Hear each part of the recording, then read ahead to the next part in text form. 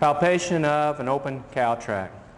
When palpating, one would insert the hands with the fingers together into the rectum. Upon reaching into the rectum, you can then put pressure down on the rectum and sweep the pelvis in order to find the reproductive tract. The first thing that you should find would be the vagina or the cervix.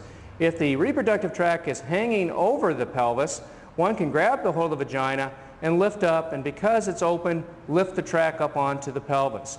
On using hand pressure then and moving forward, one then can then locate the cervix, which feels like a chicken neck.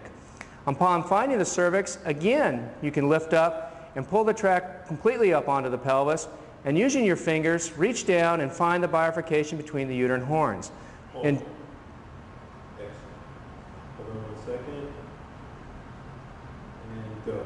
Upon getting a hold of the bifurcation, then you can follow the uterine horns down the side and palpate for early pregnancy. If this animal was pregnant, one could maybe find a D35 embryonic vesicle. But as you can see, moving the fingers along, there is no vessel here, or is there any membrane slip that will show in pregnancy. You can also then follow the horns down and find the ovaries.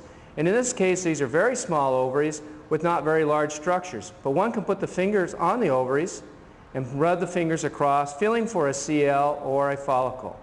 Upon looking at the right over, one can then follow along and get on to the left uterine horn and again palpate through the horn, finding the ovaries and palpating it in order to find if any ovarian structures are present, determine if cyclicity or non-cyclicity is occurring.